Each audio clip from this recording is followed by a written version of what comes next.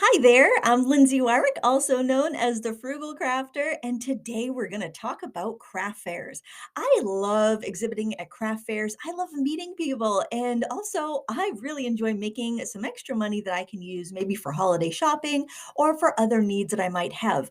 In fact, I grew up in a family that was filled with crafters, and every year my mother, my aunts, they would all do craft fairs in a way to support their holiday shopping and provide for their families. So it's always been just kind of a fun tradition in my family anyway. And as a child, I loved being at the exhibition hall with my cousins and we would wander around and it was just always so much fun. It was such a spirit and camaraderie. And of course, I love everything handmade. So it just really checked all those boxes. And then as an adult, I've done craft fairs too, and the one of the things I liked as an adult doing craft fairs at, like, my children's school is that you're supporting a good cause. You're actually some of the proceeds, like the rental of the table, supports your local school usually or your local library, and it's just kind of fun to do something that's also raising money for an organization that you like. So today in the podcast, we're going to talk about how to make the most of your craft fair endeavors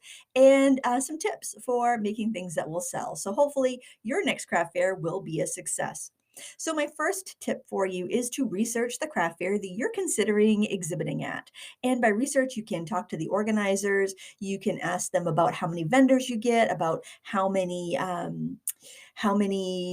foot traffic they get. You could even ask for some names of past vendors to see if you might be able to call them and or email them and ask them how their experience was. I find word of mouth is the best way to find craft fairs. If you can talk to a friend who's a crafter who's had good luck at different events, they can really give you the straight scoop. Some events are great, some are slow. I myself prefer a lower cost table where it's more of like a country craft fair where you've got less expensive items for sale, and it's just more of like usually raising money for a school or for a parent teacher group or library, something like that. I have exhibited at a higher end craft fair before, and while it was a great experience, it's also there's a lot more competition, and you have to have I feel like higher end products for sale. And for me, I'm doing it for fun. A lot of times I'm selling the greeting cards that I've left over that I've made for YouTube videos or small jewelry pieces, things like that. Nothing too expensive.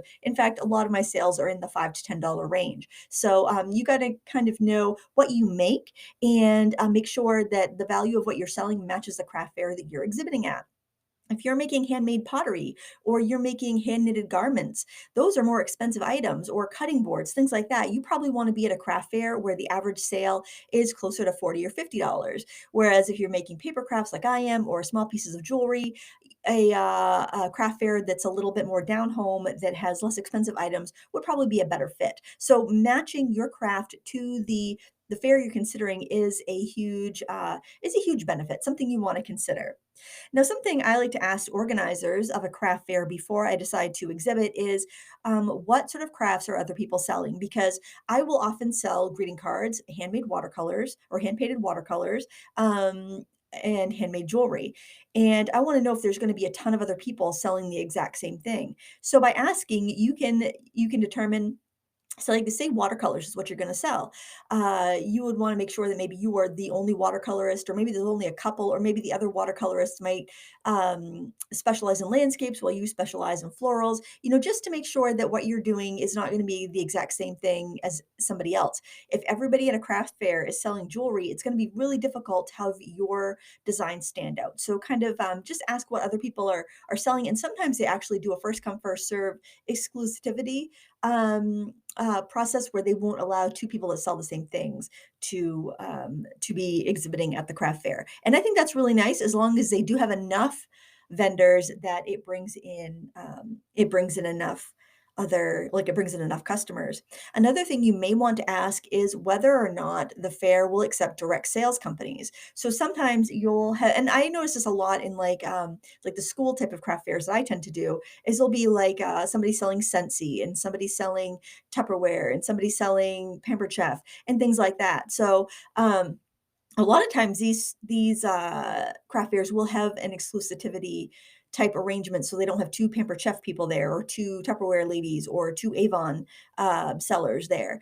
And so that's up to you whether you want to be involved in a craft fair that's going to have direct sales sellers there or not. Sometimes it actually works in a crafter's best interest because when you're the whole comparative rule, if you're looking at things like pots and pans from Pampered Chef, or you're looking at more expensive direct sales things, your crafts can seem like an exceptional value when you're looking at something that's handmade, unique, one of a kind. Um, I find that crafters do much better than the direct sellers at those sorts of craft fairs. So don't necessarily rule it out, but I also would make sure that you're not paying more than like $20 a table at an event like that that's also having direct sellers, just because it's not going to be um it's probably not going to pull in a humongous crowd, and it's probably not going to be like a higher end craft fair. I exhibited at once where the table prices are $200, which was really high. So you needed to have high ticket items in order to make it worth your while to pay that booth fee and to exhibit there. Um, if you know other crafters that have exhibited at that craft fair, ask them what is the average purchase price. That way, you don't have to ask them exactly what was their hot item because they're not going to want to tell you that because they don't want you to make what they're selling, what is selling well for them. But if you ask them, what's the average um, price of an item that you sell go for?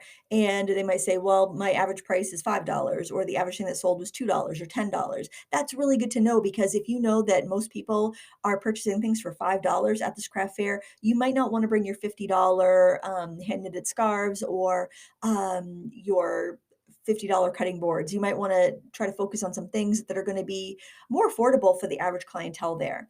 And and it doesn't mean that you're going to make less money. It just means you're going to direct your efforts into things that are going to sell. My bestseller at craft fairs have always been my $5 earrings, and they're simple beaded earrings. They only take about 10 minutes to make, and they sell briskly for $5. And I always make sure I have a fresh batch of those when I do a craft fair because I know that probably the lion's share of my sales are going to come from that $5 board. Another thing that has sold really well for me at craft fairs are lip balm purses. So what I do is I just actually made a die cut that they would cut out these little cardstock purses. I would get cute double-sided pattern paper, and I could get probably like 6 from a sheet, a 12 by 12 sheet. And I would buy lip balm in bulk, and I would just attach them into the center of the purse with a glue dot and fold the purse around and add a ribbon and a tag. And the reason these sold so well, and I'd only sell them for I would get my lip balm purchase to about 30 cents, and I would sell them for about $1. So I've probably or maybe $2, not a lot. But they were a great gift because they're all packaged up. They were really cute.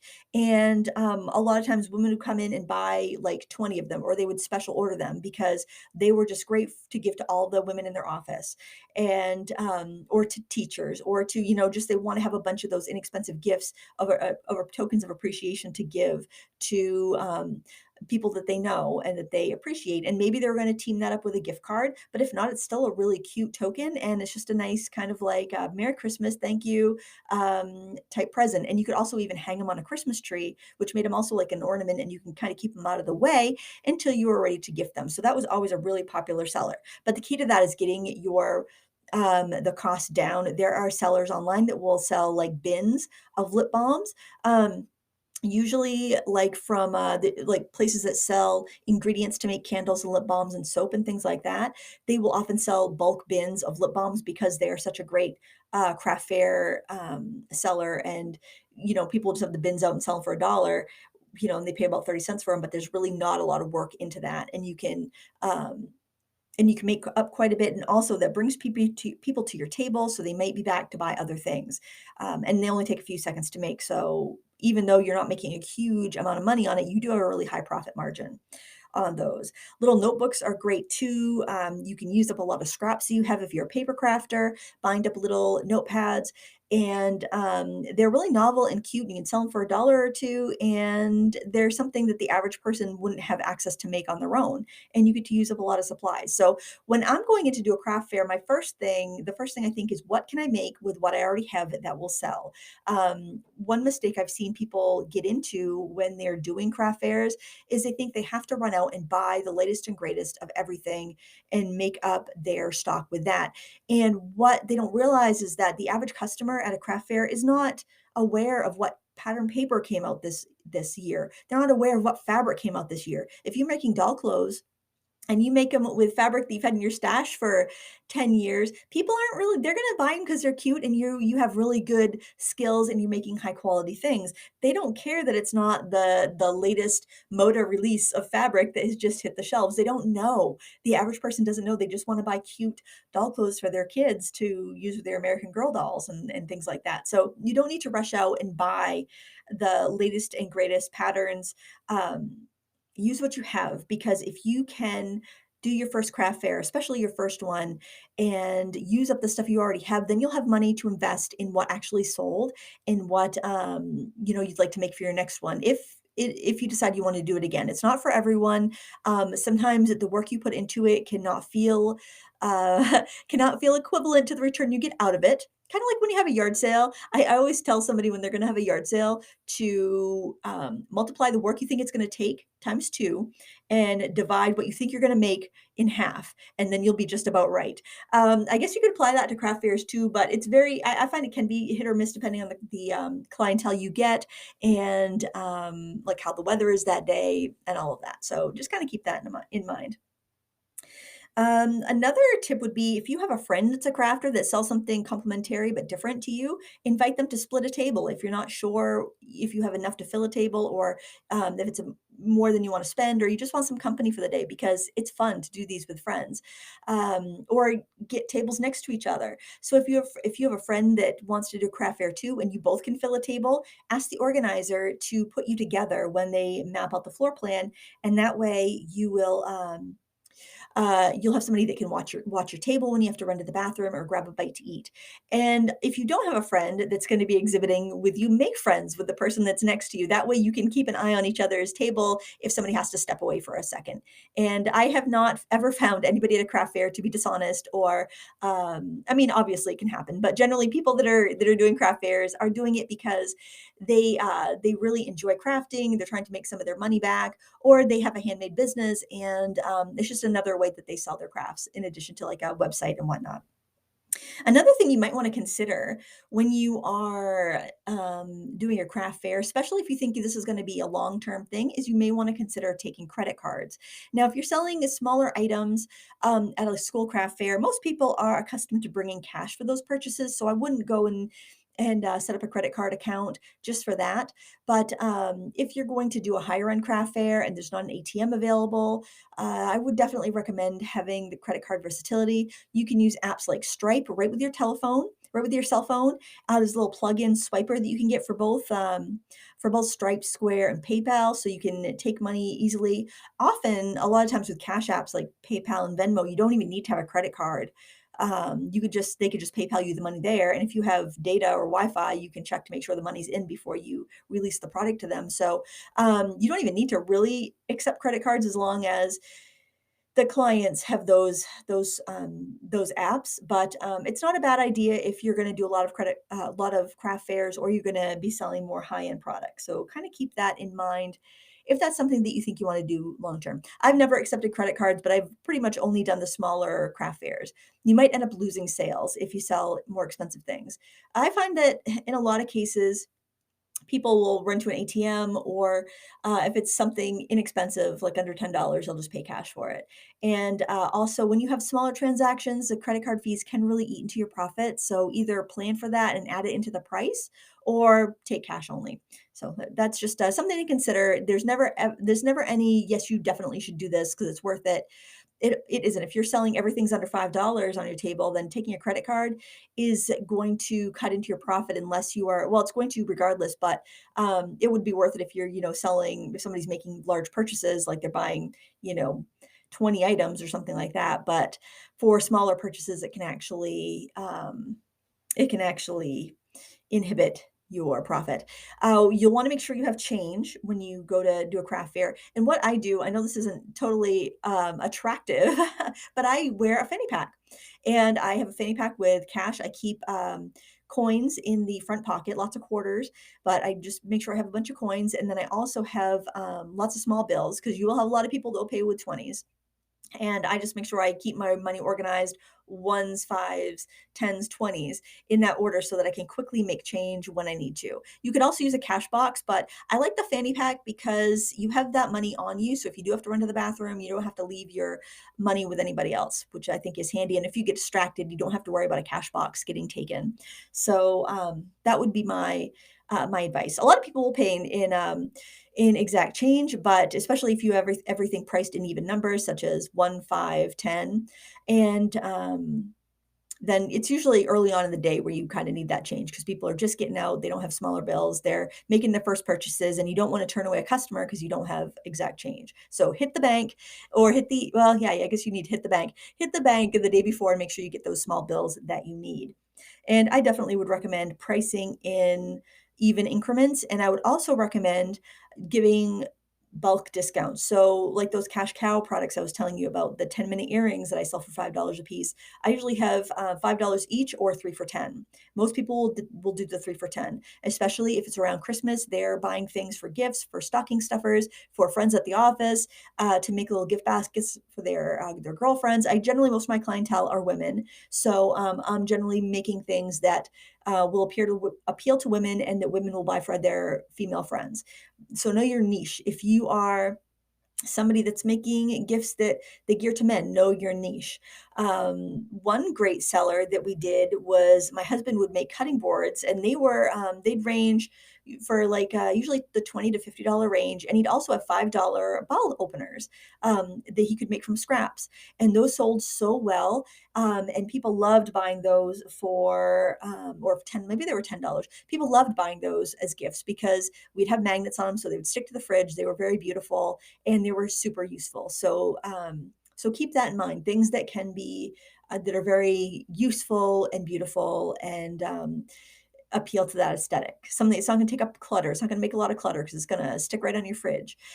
That's something that I see as a trend in the craft fair world is making things that are not just going to be collectors. Because in the past, in crafts go through different trends and you'll notice that a lot. So, back in the 80s when I was a kid and going to craft fairs with my mom, you saw a lot of tissue cozies and toilet paper cozies and, toaster covers and things like that. But the trends now are not to hide away your appliances or your toilet paper.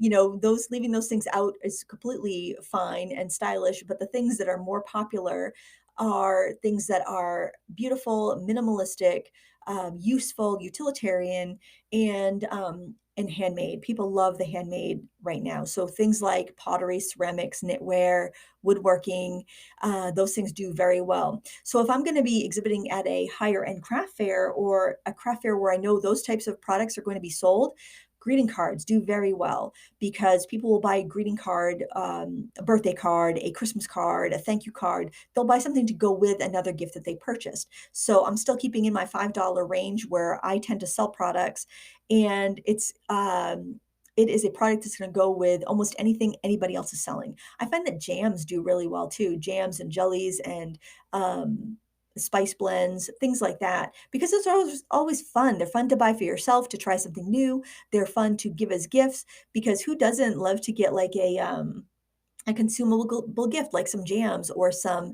things you can mix in with other things to make dips. I've loved to buy those. Then you can buy them with like maybe a beautiful bowl or mug or something like that. You can put together these really gorgeous, thoughtful handmade gifts that people will use over and over again, or they'll use up and they don't have to, you don't have to worry about contributing clutter to somebody's house, which has been something I've been very conscious of. In fact, it's led me to buy a lot more gift cards for people, especially younger people where I might not know exactly what they want or they might not have a lot of space.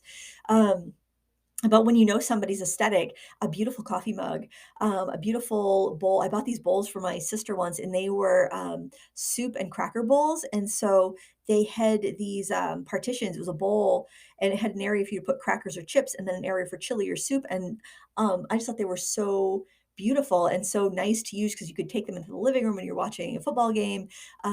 One gift that my sister got me that I really love is this mug, and it's a ceramic mug, and it keeps my tea nice and hot, and it's rounder at the bottom, and it dips in towards the top and flutes out, and so it's very difficult to spill. The bottom is completely flush, so if I have it on my mug warmer in my craft room, it stays nice and hot because there's no like lip, it's just flush on the bottom. And it was from a local potter, Unity Pond Pottery here in Maine.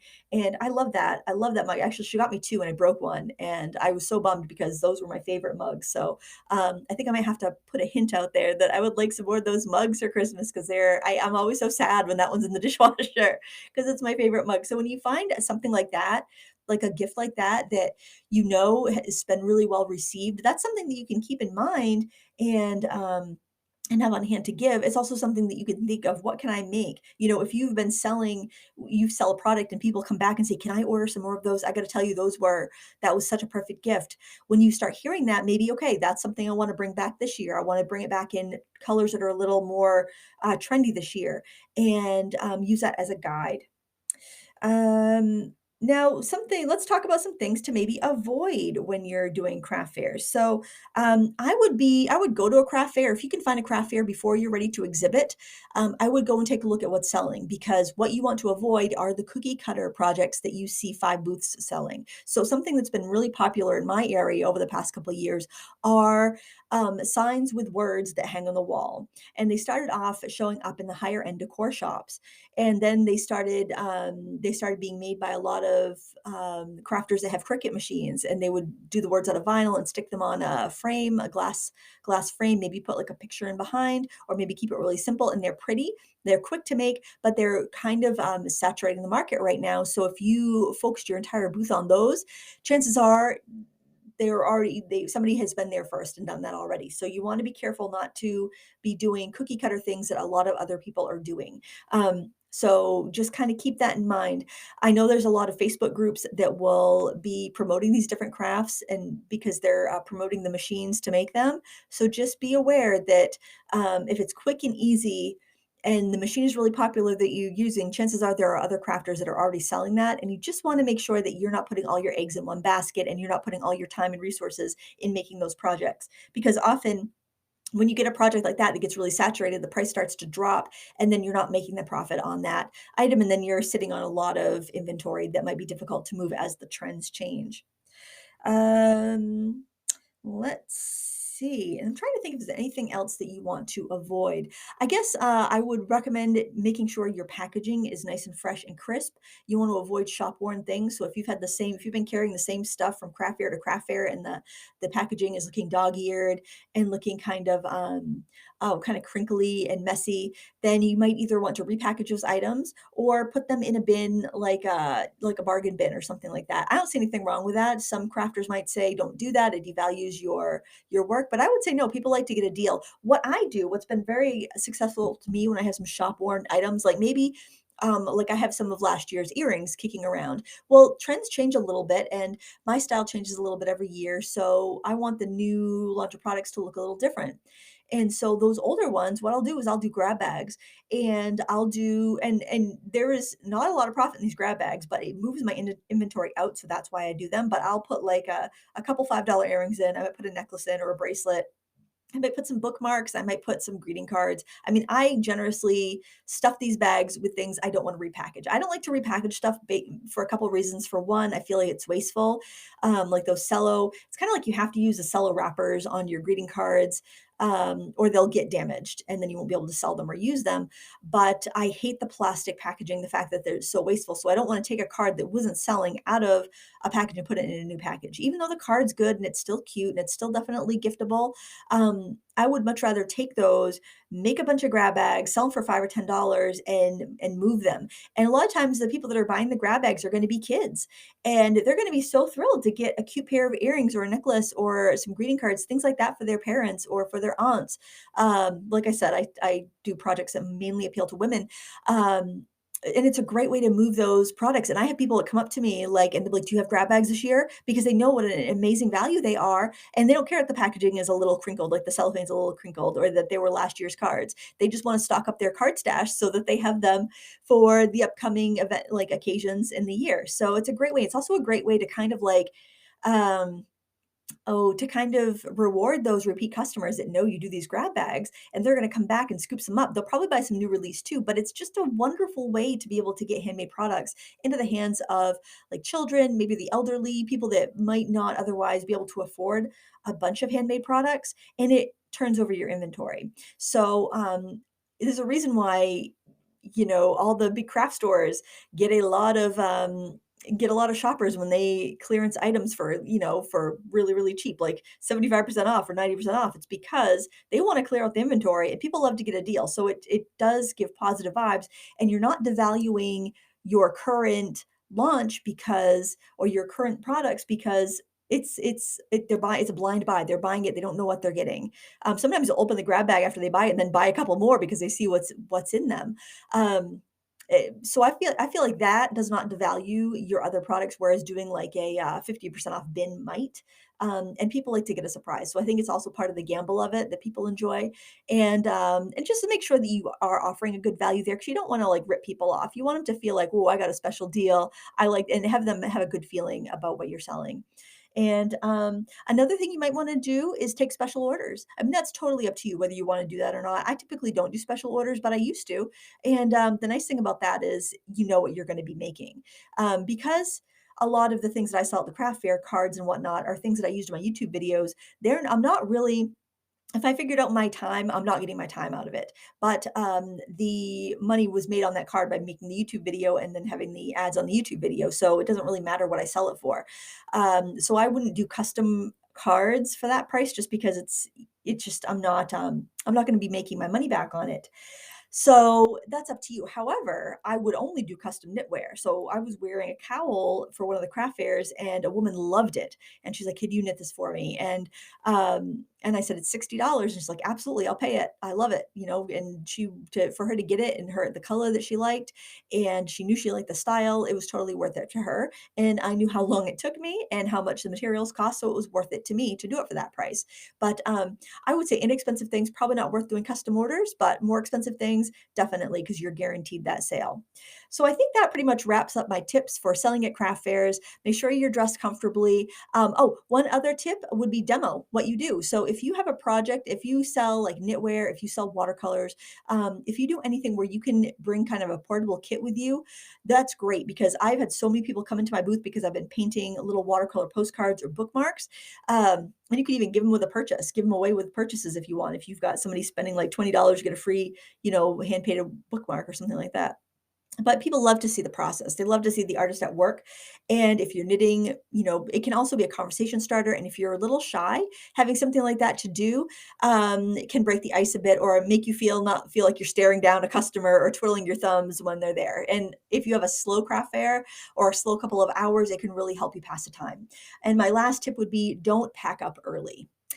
I see this all the time, and people pack up before the craft fair is over. And as a customer, I find that so irritating to show up to a craft fair at the end. And, I might have been looking forward to it, but for whatever reason, I couldn't get there before the end, and to see half the vendors gone. That's so annoying for a customer. That is so disrespectful, I think, to your customers if you do that, and to the event organizers. So having something there to keep you busy while between customers is a good thing. And I like that better than bringing a book, because bringing a book almost feels like I'm not interested in you. But having a project that you're doing that is related to what you're selling, I find to be very engaging. So having my face in a book, it's kind of like me saying, I'm ignoring you, but me working on a project is kind of like inviting people to come see what I do. I'm doing it here so you can see. So I know that's not what people mean when they bring a book, but that can come across that way to customers. So if you decide to do a craft fair this year, I wish you the best of luck, and please let me know how it went. And next week on the podcast, we're going to talk about whether you should turn your hobby into a side hustle or not. So kind of a flip. We're going to talk about the other side next week. So thank you so much for listening. I appreciate it. And until next time, happy crafting.